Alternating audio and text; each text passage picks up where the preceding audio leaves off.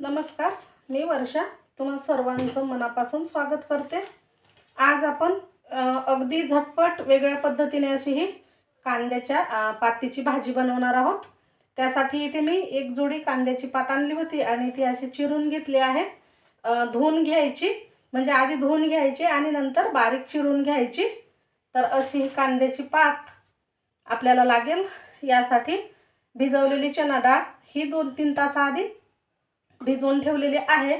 1-2 वेळा पाण्याने धुवायची आणि नंतर पाण्यामध्ये अशी भिजत टाकायची।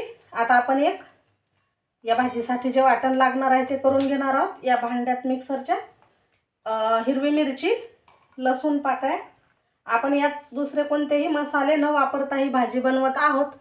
तर इथे फक्त लसूण आणि मिरचीचं म्हणजे भरड करून घेणार आहे मी बारीक अशी। तर हे असं वाटून घेतलं आहे। आता आपण गॅस पेटूया।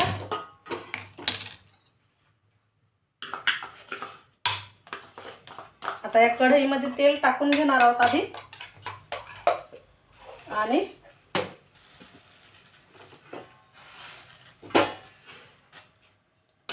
नंतर मग साहित्य टाकणार आहोत। बाकीचं तेल तुम्ही तुमच्या आवडीप्रमाणे कमी अधिक घेऊ शकता। इथे मी 2 मोठे चम्मच एवढं तेल गरम करायला ठेवलं आहे।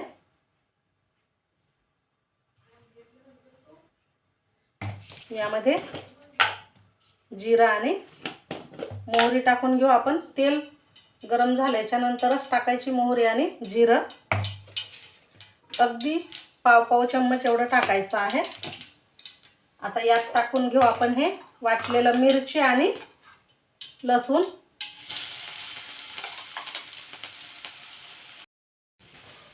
आता हे मिरची आणि लसूण भाजलं, यामध्ये आपण हळद टाकूया थोडीशी, अगदी थोडीशी टाकायची आहे, पाव चम्मच।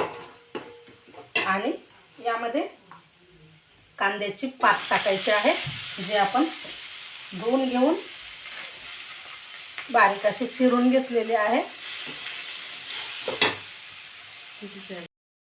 आता ही भाजी थोडीशी परतून झाली आहे। यामध्ये आपण भिजवलेली चणा डाळ टाकून घेऊ। तुम्ही तुमच्या आवडीनुसार ही चणा डाळ टाकू शकता, कमी जास्त घेऊ शकता। मी इथे अर्धा वाटी घेतली आहे। मिक्स करून घ्यायचं छानपैकी। चवीनुसार मीठ टाकते।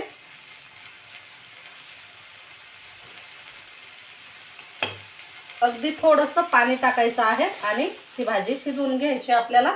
1-2 मिनिट एवढी भाजी ही शिजवून घेऊ।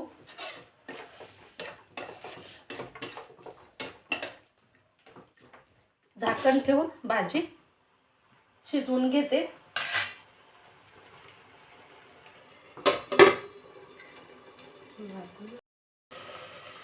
तर आता 2 मिनिटं झाली आहेत बघा।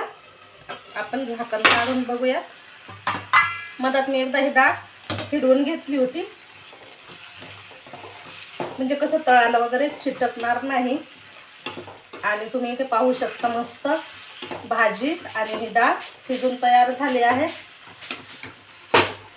तर मस्त ज्वारीच्या भाकरी बरोबर, चपाती बरोबर ही भाजी तुम्ही खाऊ शकता आणि झटपट टिफिनसाठी वगैरे बनवू शकता। तेवढी चवदार लागते। नक्की करून पहा।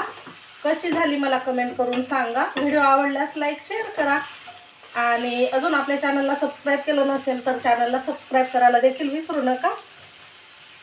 ज्याने आपल्या चॅनलला आधीच सबस्क्राईब केलेलं आहे त्यांचे अगदी मनापासून धन्यवाद। तर भेटू पुन्हा अशाच छानशा झटपट चविष्ट रेसिपीसह।